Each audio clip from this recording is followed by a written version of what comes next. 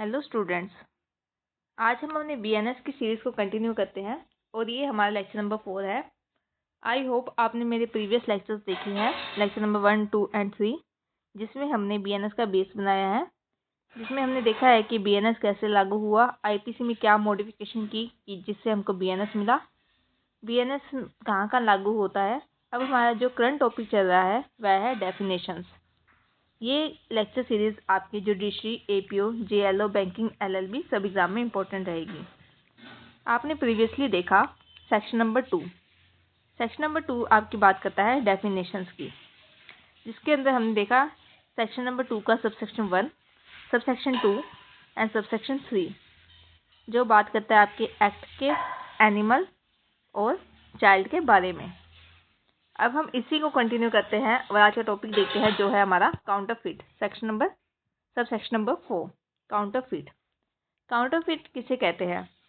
Counterfeit का मतलब है, अगर हम लेमैन लैंग्वेज में समझे तो काउंटरफीट का मतलब आपका होता है डुप्लीकेट। जब एक पर्सन किसी वस्तु का हूबहू नकल बनाए, ठीक है, जब वह किसी वस्तु की नकल बनाए और जिससे जो सामने वाला पर्सन है उसको ऐसे महसूस हो कि हाँ ये प्रोडक्ट वही है, मतलब वह बी को किसके बराबर समझे, ए के बराबर, कि बी जो है वही ए है, तो उसे हम क्या कहते हैं? काउंटरफीट कहते हैं। आप मार्केट में देखते हैं, जैसे इसका एग्जांपल, बेस्ट एग्जांपल आपको अगर हम दे तो वह है नकली नोट। नकली नोट जो मार्केट्स में आते हैं, अवेलेबल होते हैं, ओके, तो वह इसका एग्जांपल आप एक ले सकते हैं। या किसी भी ब्रांड की हम देखते हैं, लोग फर्स्ट कॉपी बेचते हैं सस्ते दामों पे, किसी ब्रांड की फर्स्ट कॉपी बेचते हैं उसका नाम बदल के, जैसे एडिडास का नाम वह कह देते हैं एबीबास, एडिडास की जगह एबीबास लिख देते हैं, ठीक है। प्यूमा के अंदर जैसे उसका जो शेर जो वो बना होता है, लेपर्ड बना होता है, उसके चेंज कर देते हैं वहाँ पे। तो इस टाइप से थोड़ा मॉडिफाई करके, थोड़ी चेंज करके वे अपने प्रोडक्ट्स को क्या करते हैं, बेचते हैं। इसे ही हम क्या कहते हैं? काउंटरफीट। काउंटरफीट। अब बीएनएस हमें इसकी क्या डेफिनेशन प्रोवाइड करता है?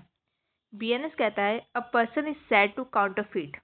एक पर्सन को तब कहा जाएगा काउंटरफीट उसने किया है, who causes one thing to resemble another thing, जब वह ऐसा प्रतीत कराए कि एक वस्तु ही क्या है, दूसरी वस्तु है, मतलब एक वस्तु को दूसरी वस्तु के समान ही वह प्रतीत कराए, ठीक है। Intended by means of that resemble to practise deception, और वह चाहता है, उसकी इंटेंशन है कि इससे क्या हो, छल हो, डिसेप्शन हो, छल हो, ठीक है। और knowingly it to be likely that deception will thereby be practise, और वह ये जानता है कि इससे छल होगा, वह जानता है अगर मैं ऐसे प्रैक्टिस करूँगा तो इससे छल होगा, लोगों को लगेगा कि जो ए जो प्रोडक्ट है वही बी प्रोडक्ट है, ठीक है। इन्होंने यहाँ पे आपके की फीचर्स आप देखिए, इसमें क्या क्या लिखे हुए हैं। पहला,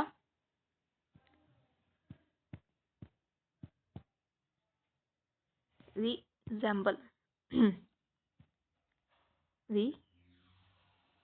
रिजेंबल, ठीक है, हमें देखकर ऐसा लग रहा है कि हाँ भाई यही प्रोडक्ट सेम है। सेकंड, उसकी क्या है, इंटेंशन है। एंड थर्ड नंबर पॉइंट क्या है, नोइंग, वह जानता है, नोइंग है उसको कि हाँ यही प्रोडक्ट अगर मैं ऐसे करूँगा तो लोगों के साथ क्या होगा, डिसेप्शन होगा, यानी छल होगा।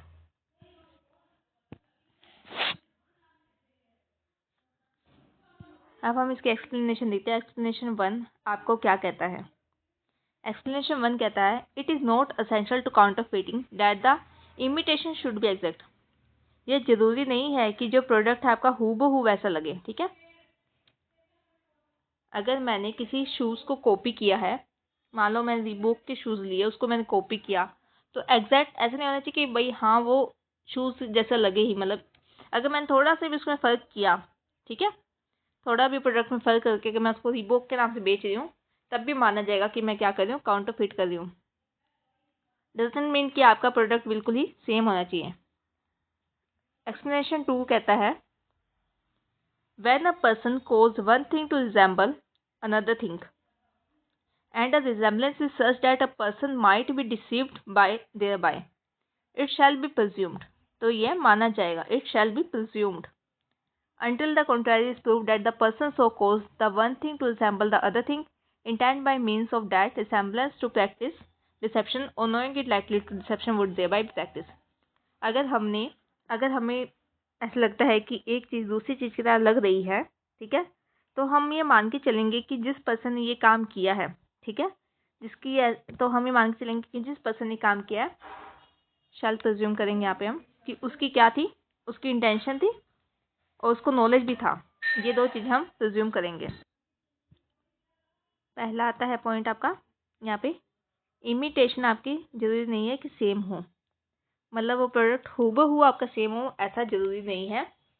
एंड थर्ड आपका आता है इट शैल बी प्रिज्यूम, और ये मान के चलेंगे, ठीक है, शैल प्रिज्यूम है, कोर्ट ये मान के चलेगा कि जो पर्सन ने ऐसा काम किया उसकी क्या थी, एक तो इंटेंशन थी और उसको नॉलेज थी, ठीक है, वह जानता था। तो ये आपकी डेफिनेशन काउंटरफिट की यहाँ पूरी होती है सबसेक्शन 4 की। ओके, आई होप आपको ये समझ आया हो। नेक्स्ट डेफिनेशन आती है आपकी सबसेक्शन 5, जो बात करता है आपके कोर्ट के बारे में। कोर्ट का मतलब क्या है? कोर्ट मीन्स अ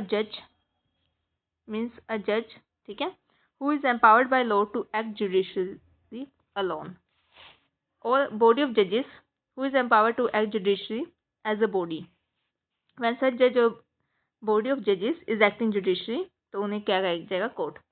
इन्होंने कहा कि जब एक जज है उसके पास एम्पावरमेंट है, उसके पास ताकत है, ठीक है, शक्तियाँ है उसके पास, क्या करने की? उसके पास शक्तियाँ हैं जुडिशरी काम करने की, ठीक है, न्यायिक काम वह कर रहा है, या तो अकेले कर रहा है या बहुत सारे जजेस मिलकर न्याय का कार्य कर रहे हैं। तो ऐसे जज को और ऐसे जजेस की, मतलब कि जो बॉडी है जजेस की, उनको बोलेंगे कोर्ट, ठीक है, तो उन्हें कोर्ट कहा जाएगा।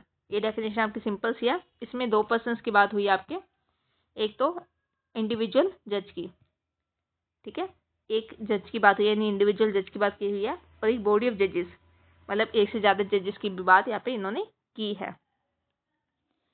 आप देखेंगे कि कोर्ट हम पहले किसको कहते थे?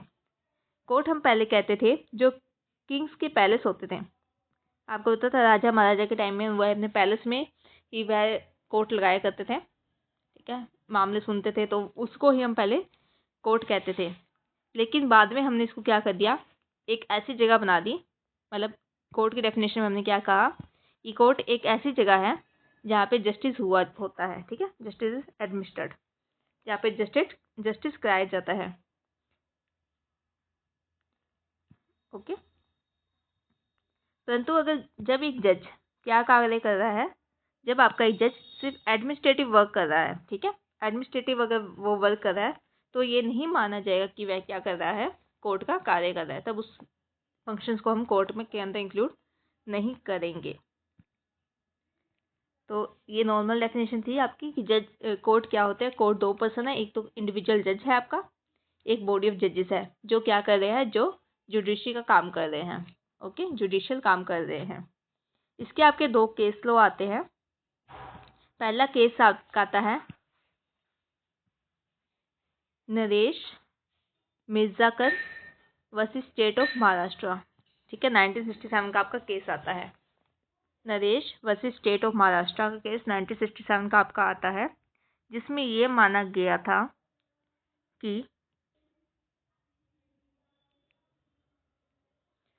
presumption that the judiciary is exempt from being considered as a state when acting judicial decision, कहते हैं कि ये माना जाएगा कि जब जुडिशरी, आपके जो जुडिशियल सिस्टम है, जब वो जुडिशियल डिसीजंस ले रही है, तब उसे स्टेट हम नहीं मानेंगे। जब आप कॉन्स्टिट्यूशन का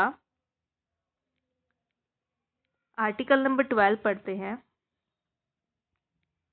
तब आप वहाँ पाते हैं कि वहाँ पे स्टेट की डेफिनेशन दी हुई है, ठीक है।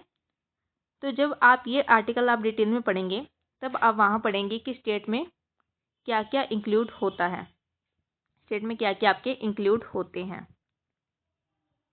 तब आपके एक क्वेश्चन आता है कि क्या जो जुडिशरी सिस्टम है आपका वह स्टेट है या नहीं है, ठीक है।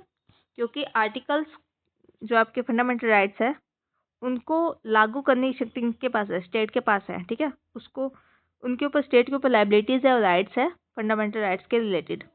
तो हम देखते हैं कि जुडिशरी जो है क्या वो स्टेट में आता है या नहीं आता है। तो हम कहते हैं कि जब जुडिशरी आपका जुडिशियल फंक्शन कर रहे हैं, मतलब केस सुनना, ठीक है, जब कोर्ट के वह काम करते हैं, केस सुनते हैं, हेयरिंग करते हैं, तो वह क्या नहीं आते, आपके स्टेट में नहीं आते। लेकिन जब आपकी जुडिशरी क्या करती है, एडमिनिस्ट्रेटिव वर्क करती है, एडमिनिस्ट्रेटिव वर्क करते हैं, जैसे जैसे लॉ बनाती है, ठीक है, कानून बनाती है, या कोई और ऐसे डिसीजन लेती है जो एडमिनिस्ट्रेटिव वर्क से रिलेटेड है, तभी इसको हम इंक्लूड करेंगे स्टेट में। तब इनके ऊपर भी लायबिलिटी आती है कि आप फंडामेंटल राइट्स का क्या करें, पालन करें, उसे लागू करें। नेक्स्ट के ये पहला आपका Naresh versus state of Maharashtra में ऐसे कहा गया था। सेकंड जो मोस्ट इम्पोर्टेंट केस आपका आता है वह है AR अंतुले वर्सेस RS नायक 1988 का केस। यहाँ पे पावर लिखो, सॉरी यहाँ पे मैंने गलत लिख दिया, पावर कहते हैं कि जब जुडिशरी अपनी रूल मेकिंग पावर का यूज़ करती है, कानून बनाने का या रूल्स बनाने का जब वह पावर यूज़ करती है, तब वह स्टेट में आएगी। ये आपका मोस्ट इम्पोर्टेंट केस है, ठीक है। ये केस ऊपर वाला केस फिर भी कम पूछा जाता है इस मैटर से रिलेटेड, पर ये AR अंतोले वाला केस काफ़ी ज़्यादा पूछा जाता है। आई होप आपको यहाँ तक क्लियर हुआ हो। नेक्स्ट हमारी जो डेफिनेशन आती है वह आती है आपकी सबसेक्शन 6 डेथ की। डेथ का मतलब क्या है, यहाँ पे डेथ से मतलब है आपका सिर्फ डेथ किसकी, ह्यूमन बीइंग्स की, ना कि एनिमल्स की, ठीक है। यहाँ पे आपकी जो डेथ रिलेटेड है वह सिर्फ ह्यूमन बीइंग्स की डेथ की बात की गई है। जब मानव की, मनुष्य की मृत्यु हो जाए तो वही BNS आपके क्या करती है, गवर्न करती है। आई थिंक मुझे इतना ज़्यादा इसको एक्सप्लेन करने की जरूरत नहीं है, आप समझ गए होंगे। मेन इसके अंदर वर्ड जो है वो आपका है death of human being, okay. Sub section number 7 आपका बात करता है मोस्ट इंपॉर्टेंट डेफिनेशंस।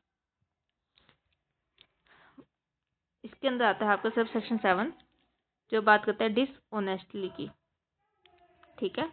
डिसऑनेस्टली की ये बात करता है बेईमानी की। बेईमानी आप किसे कहेंगे, डिसऑनेस्टी आप किसे कहेंगे, doing anything with the intent of causing wrongful gain to one person or wrongful to loss to another person। जब आप क्या कर रहे हैं, ऐसा कोई कार्य कर रहे हैं जिससे आपकी इंटेंशन है क्या करने की, एक तो wrongful gain हो एक पर्सन को और wrongful loss हो किसी और पर्सन को। जैसे आप इसका एग्जांपल ले, जैसे आप मेरे घर पे आए, ठीक है, आपने क्या किया, मेरे बेयर एक्ट को आपने लिया, ठीक है। आपने उनको पढ़ा, आपको क्या हुआ, बहुत ज़्यादा पसंद आया। एक तो ये होता है कि आप मेरे से पूछ के वह ले जाए, ठीक है, आपने मेरे से परमिशन ली और मेरे बेयर एक्ट ले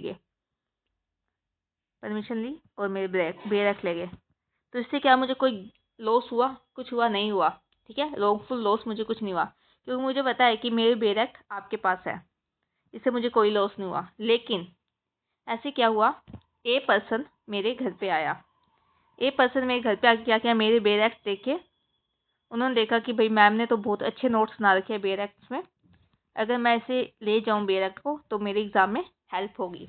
तो इन्होंने क्या किया, चुपके से मुझे बिना बताए क्या किया, मेरे बेयर एक्ट उठा लिए और अपने घर ले गए। इसकी यहाँ पे क्या होगी, इंटेंशन होगी। इंटेंशन कैसे होगी, मैलिशियस, बुरी इंटेंशन इसकी पर्सन की थी कि मैं खुद के पर्सनल गेन के लिए, खुद के बेनिफिट के लिए मैं क्या कराऊँ, मैम का लॉस करा दूँ, मेरे बेयर एक्ट गुम हो गए, मुझे नहीं पता कहाँ गए, तो मेरे लिए तो क्या हो गया, वो लॉस हो गया। इस पर्सन को गेन हो गया कि इससे नोट्स बने हुए बेयर एक्ट मिल गए। ठीक है, इस पर्सन को क्या हो गया, गेन हो गया। तो जब एक पर्सन को क्या होता है, रोंगफुल गेन होता है, एक पर्सन को बेनिफिट होता है और वो भी कैसा है, रोंगफुल है। ठीक है, रोंगफुल उसको गेन होता है और एक पर्सन को लॉस होता है, वो भी कैसा, रोंगफुल। तो ये माना जाता है कि उसके साथ क्या हुआ है, ये एक्ट आपका क्या माना जाएगा, डिसऑनेस्टी का एक्ट माना जाएगा। किसी व्यक्ति को अनुचित लाभ या अन्य व्यक्ति को अनुचित हानि पहुंचाने के इरादे से कुछ भी करना बेईमानी आपकी मानी जाती है। ओके, इसके अंदर आपका मेन एक्ट जो है वह है किसका है, इंटेंशन का है।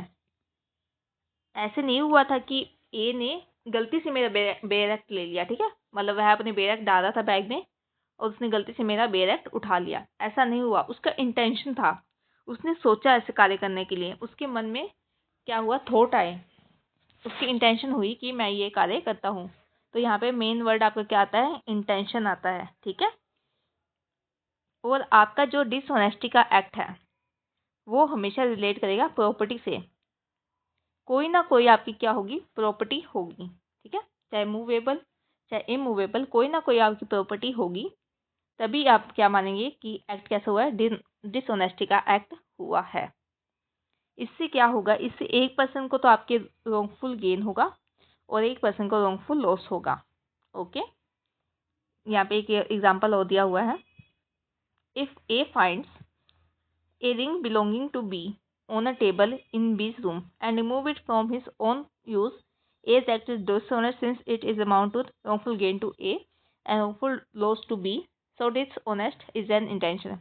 वही इन्होंने बात की कि A ने क्या देखा कि जो B की एक अंगूठी है, B की एक रिंग है, वह टेबल पे पड़ी है B के रूम पे, और इसने क्या किया, उसको उठा लिया। इसको उठाया तो इस क्या हुआ कि A को तो क्या हो गया, यहाँ पे गेन हो गया। उसने बी को बिना बताए उठाया तो ए को क्या हो गया, गेन हो गया, और बी को क्या हो गया, लॉस हो गया। तो हम क्या कहेंगे कि ये क्या है, आपका डिसऑनेस्ट का एक्ट है। ठीक है, इसमें आपका कोर्ट ये देखता है कि क्या पर्सन की इंटेंशन थी या नहीं थी ऐसे एक्ट को करने के लिए। ओके, सेक्शन 2 का सबसेक्शन 8 बात करता है डॉक्यूमेंट की। डॉक्यूमेंट मीन्स क्या होता है, कोई भी मैटर, कोई भी चीज़ अगर कहीं पे लिखी हुई है, ठीक है, इसमें आपका कोई वर्ड आएगा, कुछ लिखा हुआ, कोई फिगर, कोई चिन्ह या कोई भी मार्क। ठीक है, अगर कहीं पे लिखा हुआ है, एक्सप्रेस्ड है, कहीं पे उसको दर्शाया हुआ है, तो वह आपके डॉक्यूमेंट में आएगा। डॉक्यूमेंट में आपकी दो चीज़ें आती है, एक आपके आएंगी इलेक्ट्रॉनिक और एक आपका आएगा डिजिटल रिकॉर्ड भी इसमें इंक्लूड किया गया है। बीएनएस में इसकी डेफिनेशन है, any matter expressed to describe upon any substance by means of letter, figure, mark or by more than one of those means and include electronic and digital record. Okay, ये क्या है, आपके document है। और आप इसका use कैसे कर रहे हैं, आप इसे यूज़ करें एविडेंस के लिए। हम देखते हैं हमने क्या पढ़ा अभी। डॉक्यूमेंट में आपके इंक्लूड है इलेक्ट्रॉनिक और डिजिटल रिकॉर्ड। पहले एज सच आपके ये नहीं हुआ करता था आईपीसी में, लेकिन आपके बीएनएस 2023 में इसको हमने क्या कर दिया, इंक्लूड कर दिया है। ओके, ये इसके अंदर इंक्लूड हो गए हैं। कोई भी मैटर जो आपके लिखा हुआ है, कहाँ लिखा हुआ है, इसको आपने लिखा है किसी भी सब्सटेंस पे। ठीक है, कोई भी सब्सटेंस पे अगर आपने कोई मैटर लिखा हुआ है, आपने इसे वर्ड्स में, शब्दों में लिखा हुआ है, या आपने कोई चिन्ह का यूज़ किया है, चिन्ह का, ठीक है, साइन का, या कोई मार्क आपने यूज़ किए हैं, तो ये सब आपके डॉक्यूमेंट में आएंगे। मोस्ट इम्पोर्टेंट, इसका यूज़ आप कैसे करेंगे? इसका यूज़ आप कर रहे हैं एविडेंस में। ये एविडेंस शब्द यहाँ पे इसलिए इम्पोर्टेंट है आपके, क्योंकि जब आप पढ़ेंगे भारतीय साक्ष्य अधिनियम और we can say evidence act, भारतीय साक्ष्य अधिनियम हम पढ़ेंगे, या एविडेंस एक्ट में जब आप डॉक्यूमेंट की डेफिनेशन देखेंगे तब वहाँ पे इस वर्ड के जगह, एविडेंस की जगह वहाँ पे यूज़ किया हुआ है इन्होंने रिकॉर्ड। ठीक है, ये डिफरेंस है दोनों डेफिनेशंस में। वहाँ पे रिकॉर्ड करने की बात की गई है, लेकिन यहाँ पे कहा गया कि जब हम ऐसे डॉक्यूमेंट्स का हम यूज़ कैसे कर सकते हैं? एविडेंस में कर सकते हैं। हम इन डॉक्यूमेंट्स का यूज़ एविडेंस के लिए कर रहे हैं या करना चाहते हैं, तो वही चीज़ें हम क्या मानेंगे? डॉक्यूमेंट मानेंगे। ओके, इसके अंदर आपकी एक्सप्लेनेशन नंबर 1 एंड 2 है। एक्सप्लेनेशन 1 आपको कहता है इट इज़ इमैटेरियल। ठीक है, it is immaterial by what means or upon what substance the letter, figure or mark are formed or whether the evidence intent for or may be used in a court or not. कहते इस बात का कोई वजूद नहीं है, ये बात इमैटेरियल है कि वह जो आपके डॉक्यूमेंट है, वह जो शब्द है, वह आपके कहाँ लिखे गए हैं, कैसे लिखे गए हैं, इस बात का कोई यहाँ पे मतलब इस बात का कोई महत्व नहीं है यहाँ पे, वो है इमैटेरियल है। ठीक है, ये बात इमैटेरियल है। अगर कोई भी चीज़ कहीं लिखी हुई है, चाहे किसी भी सब्सटेंस से लिखी हुई, अगर हम उसे एविडेंस के रूप में यूज़ करना चाहते हैं तो उसे हम डॉक्यूमेंट मानेंगे। चाहे वह आपके दीवार पे लिखा हुआ हो, किसी के घर के बाहर लिखा हुआ है, ठीक है, कोई बोर्ड पे लिखा हुआ है, या किसी के नोटबुक में, पेपर वर्क में लिखा हुआ है, चाहे वह सब्सटेंस ऑफ मैटर कहीं पे भी अगर लिखा होगा, तो अगर हम चाहेंगे उसको एविडेंस की तरह यूज़ करना तो हम उसे क्या मानेंगे? डॉक्यूमेंट ही मानेंगे। ओके, जैसे इन्होंने एग्जांपल दिया है आपको, कोई लिखित आपका कॉन्ट्रैक्ट है, ठीक है, writing expressed the term of contract, कहते हैं कुछ लिखित में है जो कि आपको कॉन्ट्रैक्ट के टर्म्स बता रहे हैं, कॉन्ट्रैक्ट की कंडीशन आपको बता रही है, जो कि हम एविडेंस के रूप में यूज़ कर रहे हैं, तो वह भी हमारा क्या माना जाएगा? डॉक्यूमेंट माना जाएगा। अगर कोई चेक है, ठीक है, तो हम उस चेक को भी क्या मान सकते हैं? हम उसे भी डॉक्यूमेंट मान सकते हैं। थर्ड नंबर पॉइंट, अगर कोई पावर ऑफ अटर्नी है तो हम उसे भी डॉक्यूमेंट मान सकते हैं। कोई मैप है या कोई प्लान है, ठीक है, किसी जगह का नक्शा है, किसी जगह कोई प्लान है कोई बिल्डिंग का, तो वह सब भी आपके क्या आएंगे? डॉक्यूमेंट के अंदर आएंगे। अगर हम चाहते हैं, हम उसे कैसे यूज़ करना चाहते हैं? एविडेंस के लिए अगर हम उसे यूज़ करना चाहते हैं तो वह सब चीज़ें आपकी डॉक्यूमेंट में आएगी। ओके, ये आपका एक्सप्लेनेशन 1 कहता है। एक्सप्लेनेशन 2 आपकी बात करता है whenever it is expressed by means of letter, figure or mark as explained by the mercantile or other usage shall be deemed to be expressed by such letter, figure, mark with the meaning of this section although the same may not be actually expressed. Means to say, अगर मान लीजिए किसी चीज़ का use हमने कोई letter, figure या mark से use अगर हो रहा है, किस काम के लिए होता है? मर्केंटाइल काम के लिए होता है, मतलब कि ट्रेड्स के लिए अगर मान लो किसी चीज़ का यूज़ होता है, ठीक है, अगर आप कोई व्यापार करते हैं उसमें कोई टर्म हम यूज़ करते हैं तो उस टर्म का मतलब वही निकाला जाएगा जो उस ट्रेड के अकॉर्डिंग बनता है। ओके, अदरवाइज चाहे उसका मीनिंग कुछ भी बनता हो, हम क्या मान के चलेंगे कि इस ट्रेड के अकॉर्डिंग इसका मतलब ये माना जाएगा। स्टूडेंट्स, यहाँ पे आपको एक एग्जाम्पल दिया हुआ है, हम इस टर्मिनोलॉजी को समझने के लिए एग्जाम्पल पढ़ते हैं। एग्जाम्पल में आपका कहते हैं कि A writes his name on the back of bill of exchange payable to his order. The meaning of endorsement as explained by the mercantile usage is that the bill is to be paid to the holder. The endorsement is a document and shall be constructed in the same manner as if the words pay to the holder or word to the effect has been written over the sign. यहाँ पे इन्हें बात की है, जैसे मान लीजिए आप बनाते हैं बिल ऑफ एक्सचेंज का एक डॉक्यूमेंट आप बनाते हैं, जैसे आपके चेक होते हैं उसी टाइप से आपका क्या होता है? बिल ऑफ एक्सचेंज होता है।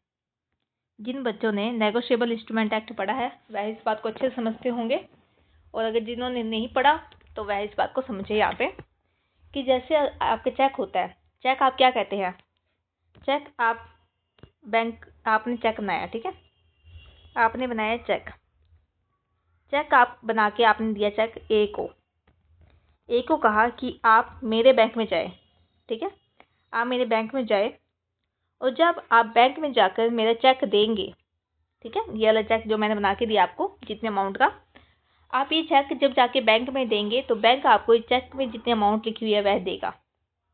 तो इसमें हुआ क्या, ए को हमने दिया एक पेपर, इस पेपर को इसने बैंक में दिया तो बैंक की क्या होगी, लायबिलिटी हो गई है कि वह ए को पेमेंट करे। ये होता है चेक, आप सबको पता है। ऐसे ही होता है bill of exchange. Bill of exchange में हम बना के देते हैं एक डॉक्यूमेंट जिसपे होता है बिल ऑफ एक्सचेंज पे लिखा होता है, ठीक है, बिल ऑफ एक्सचेंज का वह डॉक्यूमेंट है, इसमें हम लिखते हैं कोई अमाउंट।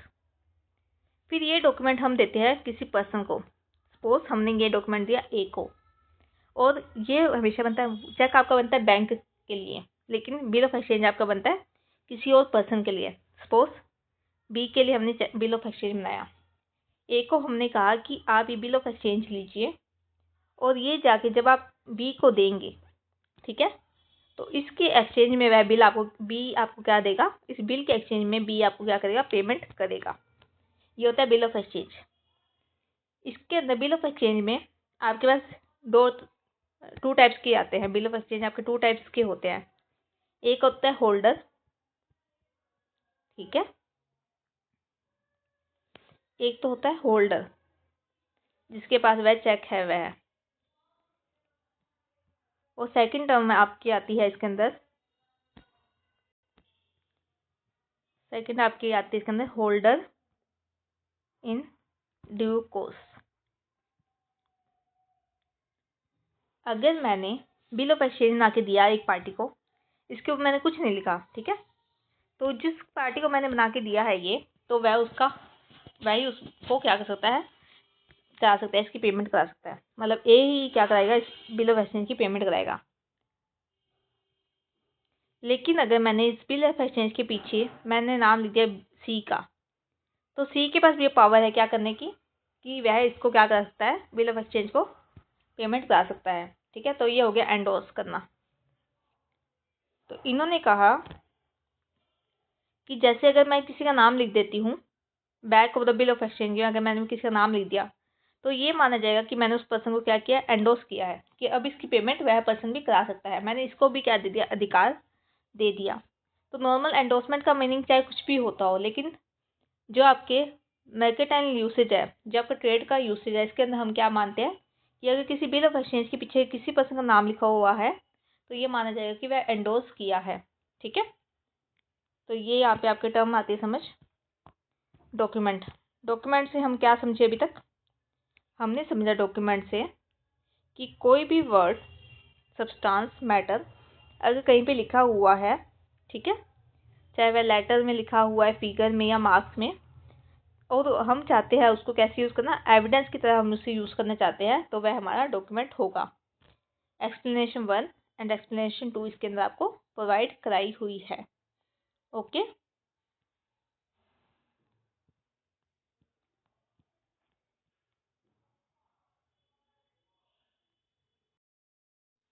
सेक्शन 29 आपकी बात करता है फ्रॉडुलेंटली। बीआरएस में इसकी डेफिनेशन दी हुई है, means doing anything with the intent to defraud but not otherwise.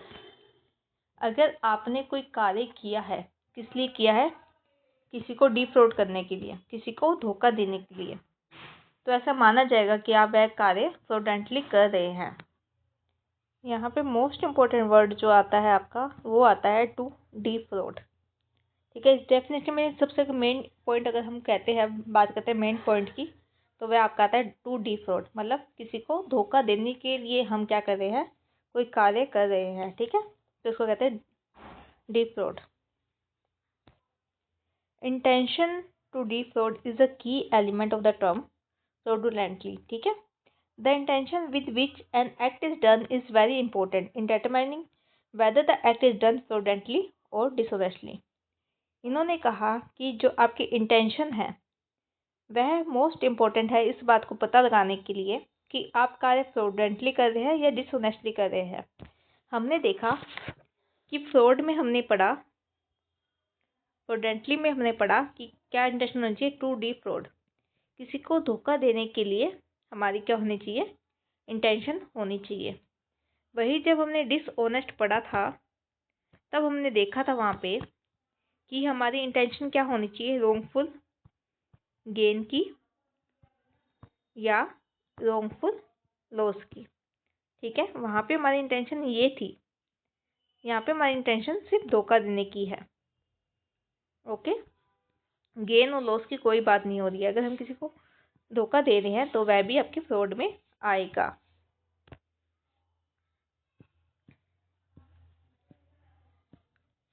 इसके अंदर आपके डीप फ्रॉड में आपके क्या इंक्लूड होता है, डीप फ्रॉड में आपके इंक्लूड होता है डिसीट और injury to the person deceived. एक तो हम उस पर्सन को क्या कर रहे हैं, धोखा दे रहे हैं।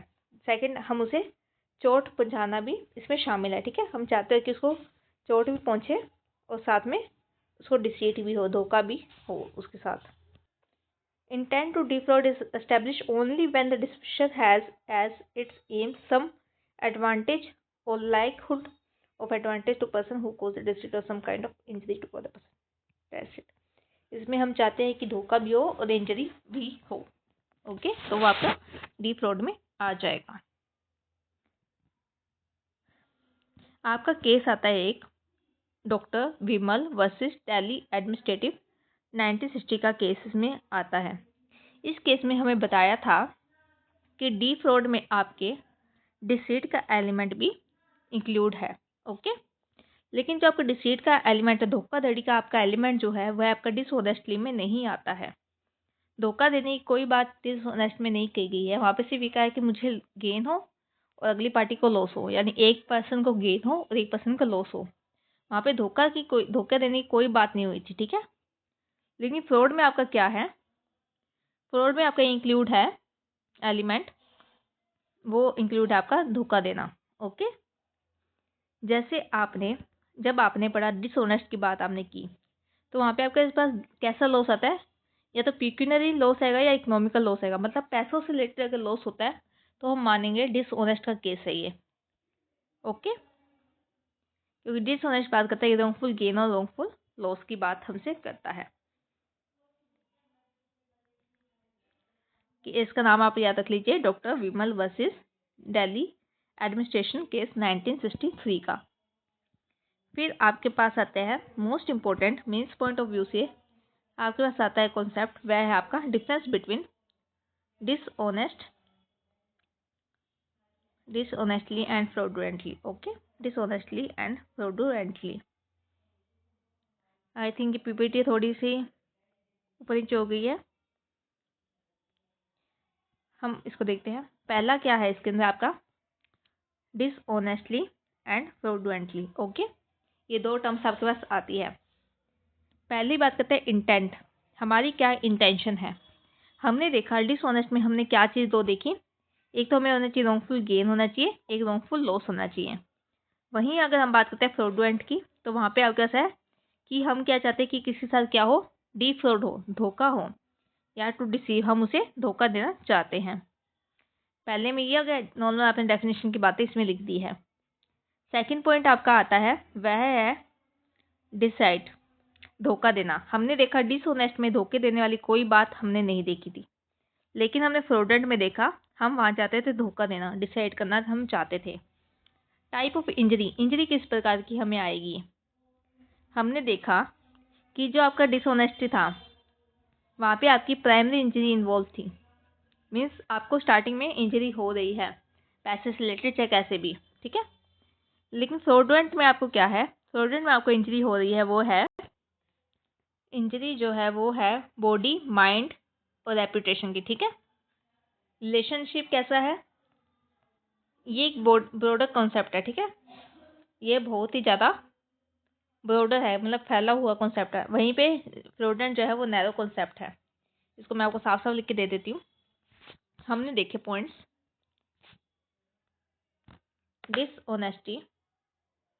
डिसऑनेस्टी का मैं इधर लिख देती हूँ आपको, एंड सेकंड है आपका फ्रॉडुलेंटली। ठीक है, पहला हमने देखा इंटेंशन क्या थी। इसमें इंटेंशन है रोंगफुल गेन एंड रोंगफुल लॉस। ओके, ये हमारी क्या है, इंटेंशन है। वहीं पे फ्रॉडुलेंट में क्या इंटेंशन है, टू डिसीव, धोखा देना, टू डिफ्रॉड, जो हमने डेफिनेशन से वर्ड उठाया है, to defraud. Okay, and third इसमें एलिमेंट आपका कॉज इंजरी, इंजरी करना।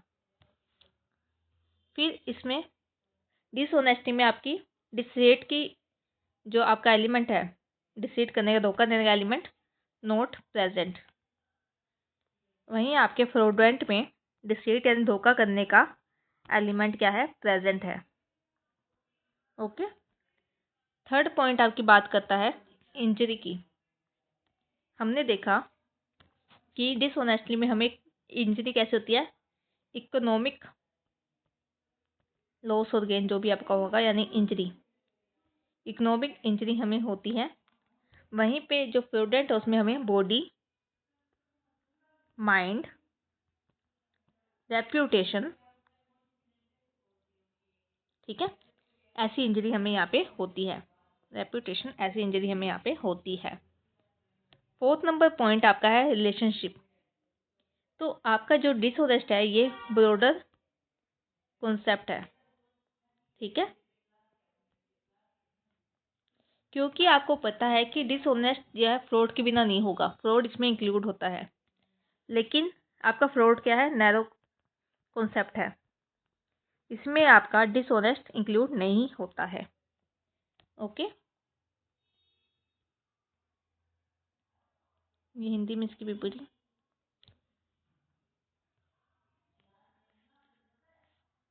नेक्स्ट सेक्शन आपका आता है सेक्शन 210 यानी जेंडर।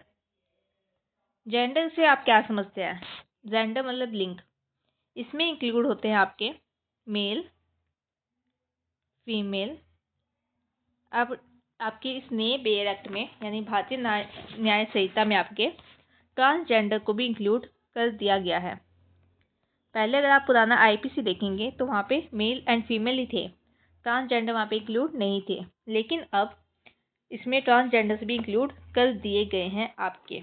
ओके, और ट्रांसजेंडर की डेफिनेशन आप कहाँ से लेंगे, ट्रांसजेंडर की डेफिनेशन आपको मिलेगी सेक्शन नंबर 2 के कॉन्सेप्ट का, transgender persons protection of right act 2019 में से। आप जब सेक्शन नंबर 2 का सब क्लोज के देखेंगे तब आप वहाँ पे पाएंगे ट्रांसजेंडर की डेफिनेशन। अब बीएनएस में इसकी डेफिनेशन देखिए आप, द प्रोनाउन ही सर्वनाम में आपके या ही के डेरिवेटिव्स में आपके क्या इंक्लूड है, कोई भी पर्सन, एनी पर्सन, चाहे वह मेल है, फीमेल है या ट्रांसजेंडर है। ट्रांसजेंडर की डेफिनेशन हम लेंगे सेक्शन 2 के ओके कॉन्सेप्ट के, transgender person protection of right act 2019 में से हम इसको लेंगे।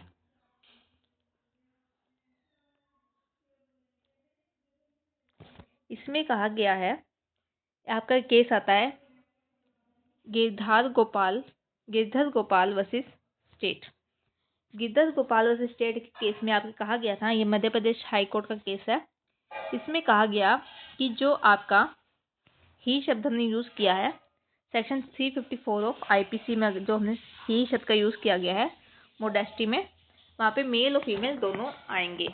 अब ये कौन सा सेक्शन हो गया है आपका, ये सेक्शन हो गया आपका सेक्शन नंबर 74 ऑफ बीएनएस। जब आप वुमेन के मोडेस्टी की बात करते हैं तो वहाँ पे जो ही वर्ड का यूज़ किया गया है तो वहाँ पे मेल फीमेल दोनों इंक्लूड है, क्योंकि ही का यूज़ किया गया। ही अब वर्ड कहाँ से लेंगे, जेंडर की डेफिनेशन से लेंगे, जिसके अंदर लिखा गया है कि ही में ये तीनों पर्सन आएंगे, मेल, फीमेल और ट्रांसजेंडर्स।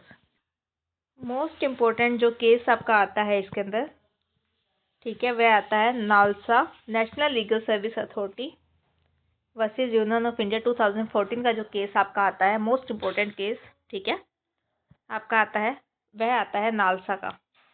नालसा केस में क्या कहा गया था, नालसा केस में जो थर्ड जेंडर थे मतलब ट्रांसजेंडर्स जो है, उनके फंडामेंटल राइट्स की बात की गई है कि इनके फंडामेंटल राइट्स होते हैं, उनको भी हमने प्रोटेक्ट करना चाहिए। और इसी केस के बाद से नालसा के जो 2014 का केस है उसके बाद से ही हमने क्या किया, इस डेफिनेशन में चेंज किया और इसके अंदर क्या इंक्लूड किया है, मेल, फीमेल और ट्रांसजेंडर। ओके, तो ये केस आप अपने ऐसे राइटिंग में भी ऐड ऑन कर सकते हैं। ओके, तो ऐसे राइटिंग में भी आपके काम आएगा। जब मैं मेरे एग्ज़ाम दे के आई थी जस्ट 2024 का, तब मैंने जुडिशरी के जो आपका ऐसे आता है उसमें मैंने ये केस ऐड किया था आपके। ऐसे केसेस आपको, लैंडमार्क जजमेंट्स आपको याद होनी चाहिए, ये आपके ऐसे राइटिंग में भी आपको हेल्प करते हैं। केस का नाम है NALSA versus union of India, 2014 का केस आपका आया। इसमें क्या कहा गया कि थर्ड जेंडर को भी क्या होना चाहिए, फंडामेंटल राइट्स अवेलेबल होते हैं उनको भी प्रोटेक्शन मिलनी चाहिए। इस केस के बाद ही हमने ट्रांसजेंडर्स पे मतलब इनके प्रोटेक्ट किए, इनके राइट्स को, और हमने इस डेफिनेशन में चेंज करके male, female and third gender की भी बात कही।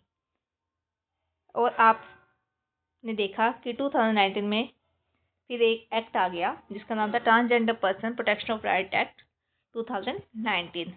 ओके, इन केसेस को आप अपने बेर एक्ट में ऐड ऑन करते रहिए ताकि आप जब इनको रिवाइज करें तो ये केसेस को भी आप रिवाइज करें साथ के साथ।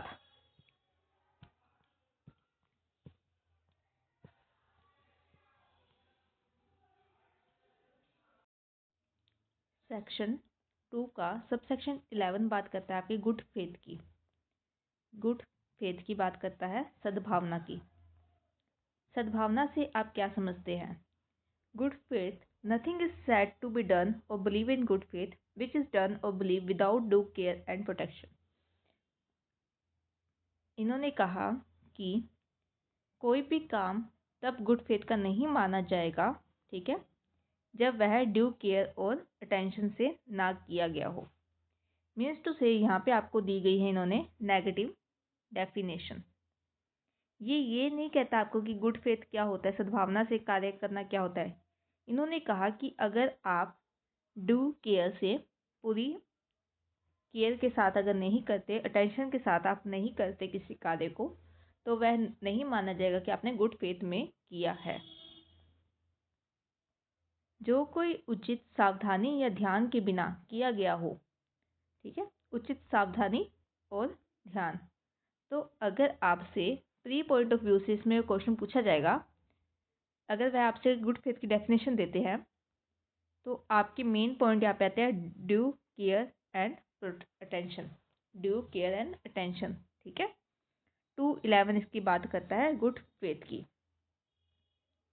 This section define good faith bye exclusion.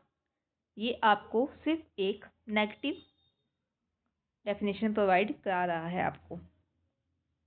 ये बात नहीं करता आपके ऑनेस्टी और गुड मोटिव के बारे में, ठीक है। ईमानदारी और गुड मोटिव के बारे में ये बात नहीं कर रहा है, जो कि आपके जनरल क्लोज एक्ट 1897 बात करता है। जब आप जनरल क्लोज एक्ट 1897 देखेंगे, जनरल क्लोज एक्ट होता कौन सा एक्ट है?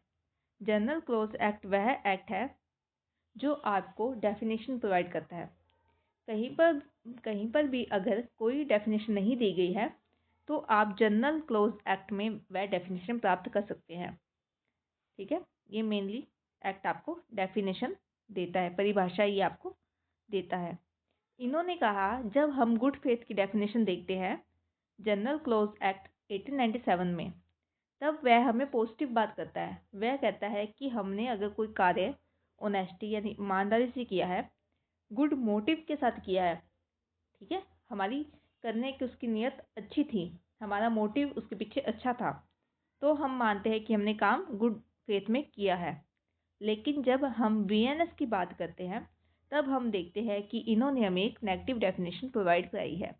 इन्होंने ऐसे कहा है कि अगर आप ड्यू केयर, ठीक है, और अटेंशन से कोई कार्य नहीं करते हैं तो ये माना जाएगा कि आपने गुड फेथ में कोई कार्य नहीं किया है।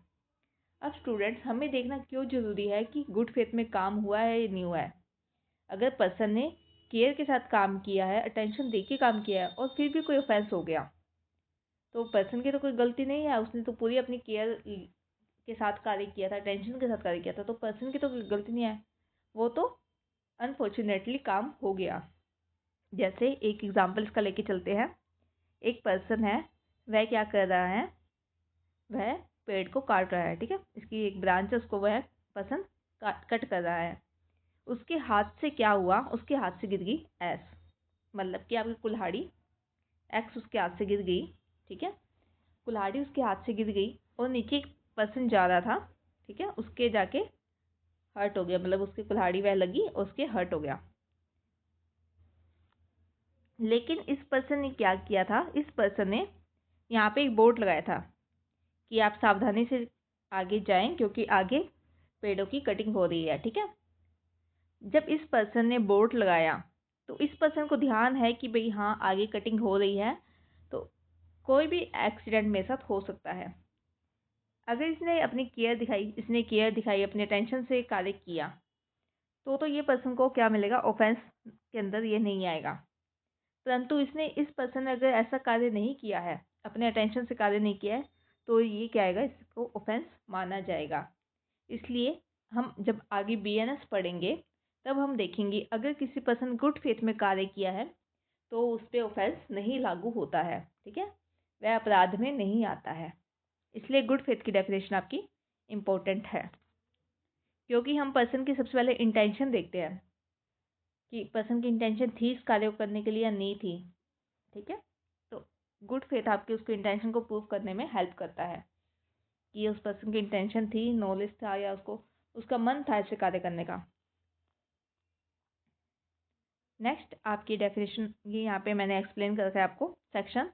जब आप 3 का सब क्लोज 32 देखेंगे, किसका, जनरल क्लोज एक्ट का, तब आप पाएंगे कि वहाँ पे गुड फेथ की डेफिनेशन आपको प्रोवाइड की गई है। इसकी डेफिनेशन इन्होंने कहा है, a thing is said be deem to be done in good faith when it is in fact done honestly whether it is done negligently or not, ठीक है। thus while an honest act done stupidly may be excused being done in good faith। इन्होंने कहा कि अगर आपने ईमानदारी से कोई कार्य किया है, उसके बाद भी कोई नेग्लिजेंस हो गया है, कोई एक्सीडेंट हो गया, तब आप क्या है, प्रोटेक्टेड रहेंगे।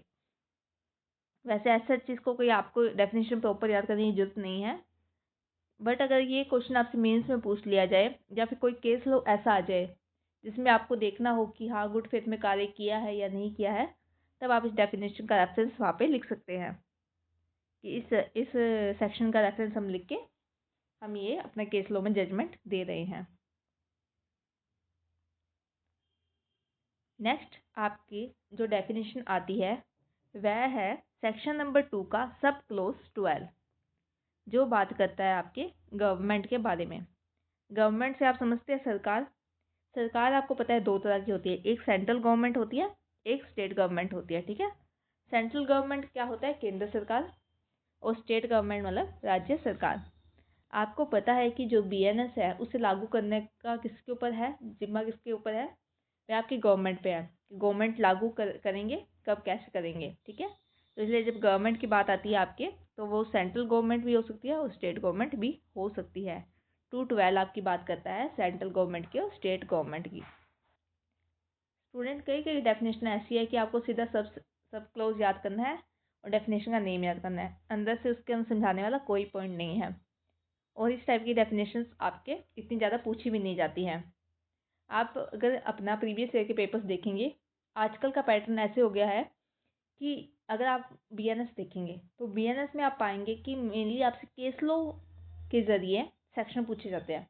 आपको केस लॉ दे देते हैं और सेक्शन पूछ लेते हैं। आजकल आप देखेंगे तो पैटर्न में इस तरह का चेंज आया है। पहले डायरेक्ट क्वेश्चन पूछ लेते थे, पर आजकल अगर आप देखेंगे बीएनएस का आप मेन पॉइंट बात करते हैं अगर तो मेनली जो बीएनएस से आजकल क्वेश्चन देखे जाते हैं वो ऐसे देखे जाते हैं कि कोई केस लॉ पूछ लिया आपसे, जैसे आप इसके एग्जांपल्स देखते हैं बीएनएस में, तो वह एग्जांपल आपसे पूछ लिया, फिर आपसे पूछ लिया कि किस सेक्शन से रिलेटेड है, अगर आप इसको पढ़े तो किस सेक्शन में आप इसको ऑफेंस मानेंगे। इस तरह के आपके आते हैं मेनली क्वेश्चन। सेक्शन नेक्स्ट आपकी डेफिनेशन है सेक्शन 2 का सब क्लोज 13, जो बात करता है आपके हार्बर के बारे में। हार्बर मीन्स होता है आपका आश्रय या संरक्षण देना, ठीक है। किसी को हार्बर से आप क्या समझते हैं, अगर कोई पर्सन किसी को हार्बर दे रहा है तो हम क्या मानेंगे? हम कहेंगे अगर किसी पर्सन ने किसी अपराधी, मेनली अपने यहाँ पे बीएनएस की बात कर रहे हैं तो अपने अपराधी को लेके चलेंगे। अगर कोई पर्सन किसी अपराधी को क्या प्रोवाइड कर रहा है? शेल्टर, रहने की जगह, फूड, खाना, ड्रिंक, पीने के लिए वो पानी वगैरह प्रोवाइड कर रहा है, ठीक है, मनी, पैसे दे रहा है, क्लोथ, कपड़े, आर्म्स एंड एम्यूनेशन मतलब कि हथियार उसको दे रहा है अगर, या किसी और तरह का कन्वीनियंस दे रहा है, कोई और सुख सुविधा उसको प्रोवाइड कर रहा है, तो हम मानेंगे कि वह पर्सन उस अपराधी को क्या दे रहा है? हार्बर दे रहा है, ठीक है। वैसे यहाँ पे इन्होंने एक्यूज शब्द का यूज़ नहीं किया हुआ, मैं आपको समझाने के लिए अपराधी वर्ड यूज़ कर रही हूँ। मेन इसके अंदर पॉइंट्स कौन से बनते हैं आपके? शेल्ट, देखो, सप्लाई कर रहा है, वह क्या कर रहा है? Shelter, food, drink, money, cloth, arm and ammunition or means of convenience, ठीक है। और the assistance of person by means of by enemy, और किसी प्रकार के अगर उसको असिस्टेंस सहायता दे रहा है तो वह भी इसमें आएगा, ठीक है। Whether the same kind as those enumerated, okay, this is आपका सेक्शन नंबर 2 का सब क्लोज 13, हार्बर। जब आप हार्बर देखेंगे, आप आगे पढ़ेंगे सेक्शंस में कि हार्बर के अंदर अगर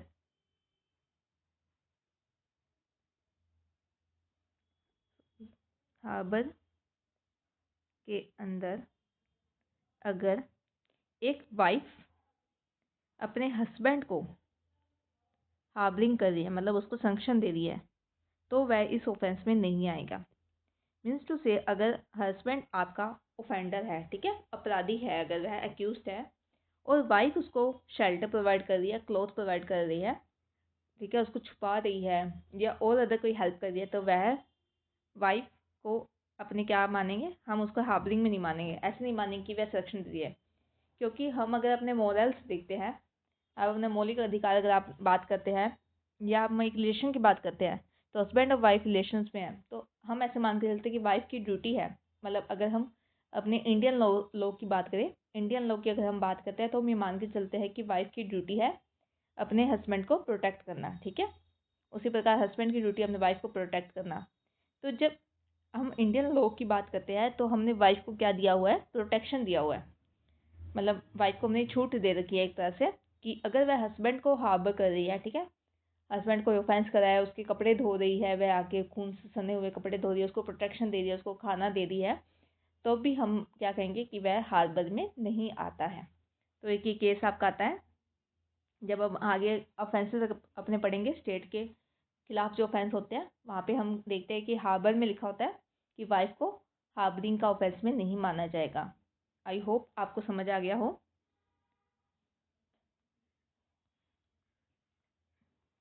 नेक्स्ट सबसे इम्पोर्टेंट एक आपकी डेफिनेशन आती है, जो आती है आपकी इंजरी की, क्षति की, ठीक है। इंजरी, चोट या क्षति। इंजरी हम क्या मानते हैं?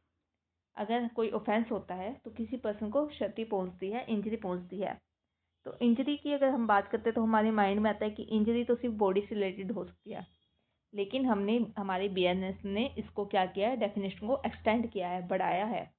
उसने इंजरी में 4 पॉइंट ऐड किए हैं। ये 4 पॉइंट कौन से आपके? ये आप ध्यान रखिए कि इंजरी में ये आते हैं, क्योंकि आप देखेंगे बीएनएस की चैप्टर्स जब, तो आप पाएंगे कि इन्हीं इंजरी के ऊपर हर इंजरी पे इन्होंने एक एक चैप्टर बना रखा है, ठीक है। जैसे पहला आपका हो गया इंजरी किस प्रकार की होगी? बॉडी मतलब शारीरिक इंजरी आपकी, ठीक है। सेकंड आपकी होगी माइंड यानी मानसिक। थर्ड होगी आपकी रेपुटेशन, ठीक है। और फोर्थ हो गया आपकी प्रॉपर्टी से रिलेटेड अगर कोई उसको क्षति पहुंची है तो। पहले देखिए आप, शारीरिक, मानसिक, मान सम्मान, उसके सम्मान को कोई इंजरी पहुंची है तो, और फोर्थ पॉइंट है संपत्ति को। आप पाएंगे, आप देखिए, अगर आपने बॉडी और माइंड की बात की, बॉडी और माइंड से रिलेटेड हम इंजरी कैसे मान सकते हैं? आप देखेंगे आपके चैप्टर आते हैं जिसमें आप बात करते हैं मर्डर की, किडनैपिंग की, रोबरी तो इसमें नहीं आएगा सच, पर किडनैपिंग की आप अगर बात करते हैं, ठीक है। और अगर वीमेंस के खिलाफ कोई ऑफेंस होता है तो वह आप देखिए बॉडी और माइंड दोनों उसमें इंक्लूड होता है। सेक्सुअल हरासमेंट का अगर केस होता है तो वहाँ पे माइंड की बात आती है कि कुछ ऐसा बोल दिया महिला को कि उसके माइंड को मानसिक उसको रूप से क्षति पहुंची है। तो बॉडी माइंड की आप ये केसेस में देख सकते हैं। नेक्स्ट आपका आता है रेपुटेशन। आप देखते हैं डिफेमेशन का केस, यानी मान हानि का केस अगर किसी पर्सन को लगाते हैं तो मान हानि में हम बात किसकी करते हैं, मान सम्मान की बात करते हैं, ठीक है। रेपुटेशन को अगर किसी को हानि पहुंची है तब हम देखते हैं डिफेमेशन का केस, मान हानि का केस हम उस पर देखते हैं। और फोर्थ आता है आपका प्रॉपर्टी। प्रॉपर्टी में आप पढ़ते हैं चोरी, थेफ्ट, रोबरी, ठीक है, डकैती, ये वाले जो आपके पॉइंट्स आते हैं ये आपके आते हैं प्रॉपर्टी से रिलेटेड। तो आप देखेंगे अगर आप बीएनएस की बात करते हैं तो बेस अगर आप देखेंगे तो 2 सब क्लोज 14 आपको इंजरी के 4 बेसिस बताते हैं, जिस पे आगे हम चैप्टर्स अपने बीएनएस के देखते हैं। यही बात यहाँ बताई हुई है कि ऑर्डिनरी लैंग्वेज में अगर हम देखते हैं, नॉर्मल अगर हम बात करते हैं तो इंजरी से हमें ऐसा लगता है कि इंजरी जो होती है वो सिर्फ बॉडी की होती है, लेकिन बीएनएस ने इसको क्या कर दिया, वाइड कर दिया इसको, इसका जो है क्या बोलते हैं दायरा है वह बढ़ा दिया। इन्होंने इसके अंदर बॉडी, माइंड, रेपुटेशन और प्रॉपर्टी की बात की है, ठीक है। इंजरी का मतलब होता है एनी हार्म इलीगली कोज्ड, कोई भी हार्म अगर हमने क्या किया है, इलीगल तरीके से किया है। एक डेफिनेशन में आप यहाँ पे देखिए एक शब्द का प्रयोग किया गया है इलीगल। आपने जो क्षति पहुंचाई है वो इलीगल तरीके से पहुंचाई है। ऐसे नहीं था कि भाई आप पुलिस ऑफिसर थे, आप अपना लीगल काम कर रहे हैं, ठीक है, कोई और उसके द्वारा कोई क्षति पहुंची। जैसे आप देखते हैं कि आप जज को देखते हैं, जज जो होते हैं वह क्या देते हैं, सज़ा देते हैं। सज़ा दी तो पर्सन को क्या हुआ, बॉडी हार्म हुआ, माइंड का भी हार्म हुआ, ठीक है, और उसकी रेपुटेशन में भी फ़र्क पड़ा, प्रॉपर्टी जब्त कर ली उसकी तो प्रॉपर्टी में भी फ़र्क पड़ा। तो ये चारों इंजरी अगर देखा जाए तो जो ऑर्डर आते हैं, जो जजमेंट आते हैं उसमें ये चारों इंजरी एक्यूज को पहुंच रही होती है। लेकिन क्या जज जो काम कर रहे हैं वह इलीगल है, नहीं, वह क्या है, लीगल है। स्टेट उनको ये पावर्स देती है, मतलब वह कैसे कार्य कर रहे हैं, वह लीगल कार्य कर रहे हैं, इलीगल काम नहीं कर रहे। तो हम ये नहीं मानेंगे कि जो जज है उन्होंने क्या किया है, उन्होंने कोई ऑफेंस किया है, यानी किसी को इंजरी पहुंचाई है। तो यहाँ पे आपके इस डेफिनेशन का आपका एक वर्ड और बहुत मोस्ट इंपॉर्टेंट हो गया, वो आ गया आपका इलीगल। काम कैसा होना चाहिए, काम आपका इलीगल होना चाहिए, और इंजरी कैसे होनी चाहिए, इस 4 तरह की ही इंजरी होनी चाहिए, ठीक है। तभी हम मानेंगे कि पर्सन को क्या हुआ है, इंजरी हुई है।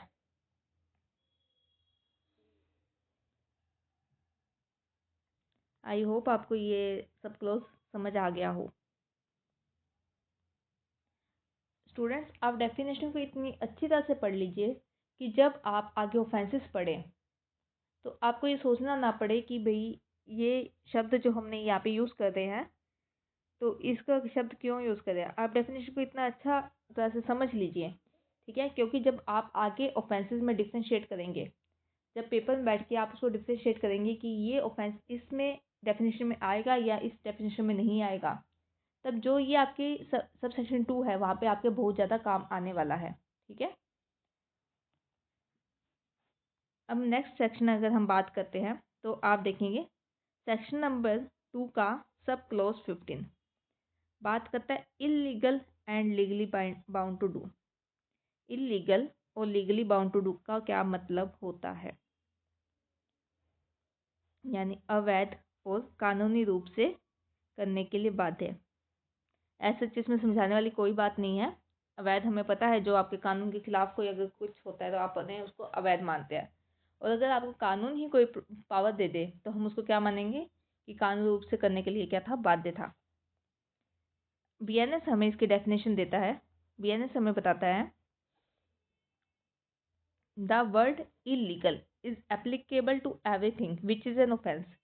अगर हम इलीगल की बात करते हैं तो इलीगल शब्द उन सब पे लागू होगा, ठीक है। ये 3 चीज़ें इन्होंने बताई आगे, इन 3 चीज़ों पे क्या होगा, इलीगल शब्द हम लागू करेंगे।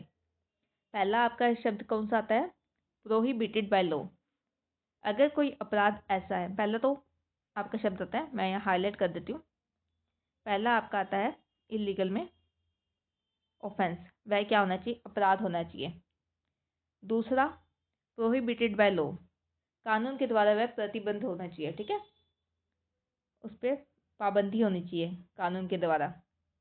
और तीसरा which furnish ground for civil action, और ऐसे उसके अंदर ग्राउंड्स होने चाहिए, या लिखा है यहाँ पे, या तो वो ऑफेंस होना चाहिए या वह प्रोहिबिटेड बाय लॉ होना चाहिए, ठीक है, प्रतिबंध होना चाहिए वह किसके द्वारा, कानून के द्वारा। और थर्ड कि उसमें या तो ऐसे ग्राउंड होने चाहिए जिसके हम सिविल एक्शन ले सकें। सिविल एक्शन आपको पता होगा, जैसे अगर आप सिविल मामले देखते हैं तो सिविल मामले में हम क्या मांगते हैं, हम क्लेम करते हैं कि सर आप हमें इसमें डैमेज प्रोवाइड कराइए, ठीक है।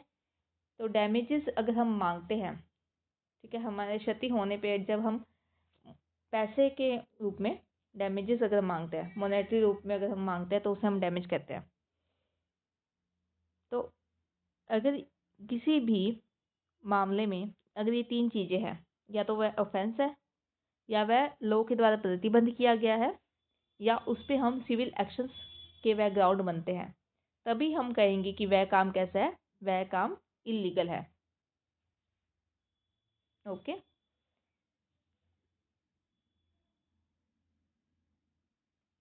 तो यहाँ पे ये 3 पॉइंट्स आप इसके याद रखें। आगे की डेफिनेशन आपको क्या कहती है, आगे की डेफिनेशन कहती है and a person is said to be a person is said to be legally bound to do. एक पर्सन को कब कहा जाएगा कि वह लीगल है किसी कार्य को करने के लिए, whatever it is illegal in him to omit. अगर कोई पर्सन को हमने कोई कार्य दिया, अगर उस पर्सन ने वह कार्य नहीं किया तो वह इलीगल मान लिया जाएगा। जैसे अगर पुलिस ऑफिसर के पास पावर है, उसका ये कार्य है, कर्तव्य है कि अगर किसी पर्सन ने कोई ऑफेंस किया है तो आप उसे अरेस्ट करें, ये पावर है पुलिस ऑफिसर के पास, उनका कर्तव्य है, ये उनकी ड्यूटी है। अगर आपके पास कोई कंप्लेन आती है, अगर आपके सामने कोई ऑफेंस होता है, तो आप उस जो आपका जो अपराधी है, ठीक है, जिसका आपके एक्यूजेशन है कि भाई इस पर्सन ने ऑफेंस किया है, तो आप उस पर्सन को अरेस्ट करें, तो ये उसकी ड्यूटी है। अगर वह अपनी ड्यूटी को नहीं निभाता है तो वह काम क्या हो जाएगा, इलीगल हो जाएगा। अगर ऐसा कोई मामला है कि कोई पर्सन अगर अपनी ड्यूटी को नहीं निभाता तो वह इलीगल माना जाएगा, तो ऐसे पर्सन को हम क्या कहेंगे कि वह पर्सन क्या है, लीगली बाउंड टू डू है, वह उस कार्य करने को के लिए बाध्य था, ठीक है। ऐसे कोई डेफिनेशन इतना हार्ड नहीं है, आप समझ सकते हैं। यहाँ पे लिखा है आपके पास सिविल एक्शन क्या होता है, वो मैंने बता दिया, जिसमें आप क्या कर सकते हैं, क्लेम कर सकते हैं डैमेजेस के लिए। ओके,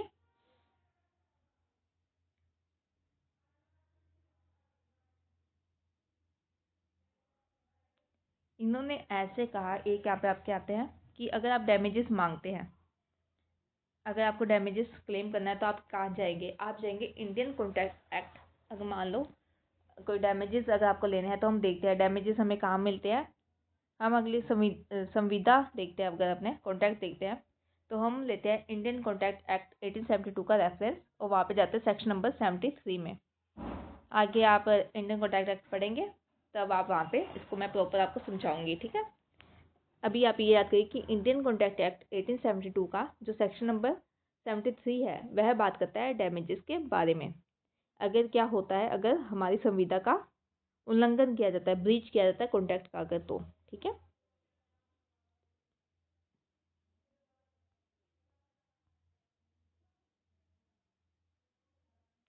यहाँ पे एक और एग्जांपल दिया है आपका, इन्होंने कहा है कि अगर कोई person, any person who is omitted to perform the duty required by law, एक पर्सन की ड्यूटी थी और वह उस करने का उसने लोप कर दिया, ओमिट हो गया, वह उसने लोप कर दिया, जैसे कि शेल्टर प्रोवाइड करना, फूड प्रोवाइड करना, ठीक है, किसको, माइनर चाइल्ड को या वाइफ को या एज पर्सन को, तो हम ऐसे मानेंगे उसने क्या काम किया है, इलीगल कार्य किया है।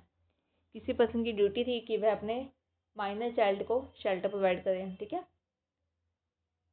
अपनी वाइफ को शेल्टर दे, अपने पेरेंट्स को शेल्टर दे, और उन्होंने ऐसा नहीं किया तो हम मानेंगे कि उसने कैसा कार्य किया है, उसने इलीगल कार्य किया है। लेकिन अगर कोई पर्सन है, उसको हमने कहा था कि भाई आप चैरिटी का कोई कार्य कीजिए, ठीक है, मर्सी में आके दया भाव से आप कोई कार्य कीजिए, चैरिटी का आप कार्य कीजिए, और वह वो काम नहीं कर रहा, ठीक है, तो हम ये नहीं मानेंगे कि उसने इलीगल काम किया है, क्योंकि उसकी कोई ड्यूटी, मॉरल ड्यूटी हम मान सकते हैं, तो उसकी कोई कानूनी ड्यूटी तो सच नहीं है। अगर मान लीजिए आपका मन है तो आप किसी संस्था में दान कर रहे हैं, पर आपके पास ऐसे जैसे कोई कंपल्सन तो नहीं है कि आपको दान करना ही करना है, तो ऐसे मामले आपके इलीगल में नहीं आते। जो आपको कानून ड्यूटी प्रोवाइड करे, अगर उसका उल्लंघन हो रहा है तो ही हम मानेंगे कि क्या हो रहा है, इलीगल कार्य हो रहा है। ठीक है, आई होप आज के लिए इतना सेशन बहुत है। आगे के सेक्शन छोटा है डेफिनेशन का, तो नेक्स्ट क्लास में हम इसको कंप्लीट कर लेंगे। एक साथ मैं इसलिए नहीं पढ़ा रही क्योंकि आप इसको रिपीटली पढ़े 2-3 बार, ताकि आपको अच्छी तरह याद हो जाए। एक साथ सारा पढ़ा देंगे तो फिर मुश्किल हो जाएगी इसको रिवाइज करने में, याद करने में। ओके, तो अगली क्लास में हम इस क्लास को आगे कंटिन्यू करेंगे। अभी तक हमने देखे जो डेफिनेशंस, आई होप आपको वह समझ आए हों। अगर आपको किसी भी डेफिनेशन में कोई डाउट है तो आप कमेंट में कर दीजिए, मैं उसको आपको समझा दूंगी। इस क्लास की पीडीएफ मैं आपको प्रोवाइड कराऊंगी। ओके, आपको मैं डिस्क्रिप्शन में इसकी पीडीएफ मिल जाएगी स्टूडेंट्स। और हम स्टार्ट कर रहे हैं अपना न्यू बैच। ठीक है, ये आपका बैच फ्री रहेगा, जो कि आपकी मेनली फोकस करेगा आरजेएस 2026 में। ठीक है, इसमें आप आरजेएस की तैयारी भी करेंगे, साथ में जेएलओ, एपीओ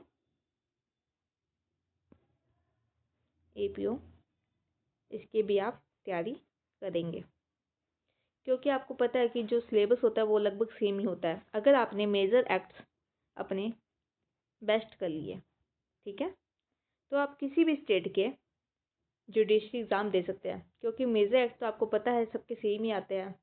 जो चेंजेस होते हैं वो माइनर एक्ट्स में होते हैं, और माइनर एक्ट्स को तैयार करना इतना डिफ़िकल्ट नहीं होता है। अगर आपने मेजर एक्ट में अच्छी आपकी कमांड है तो आप माइनर एक्ट को आसानी से कर सकते हैं। ठीक है, तो थैंक यू स्टूडेंट्स, आज का लेक्चर यहाँ तक ही रखते हैं, और कल हम डेफिनेशन वाले सेक्शन पूरा कंप्लीट कर लेंगे। Okay, thank you so much.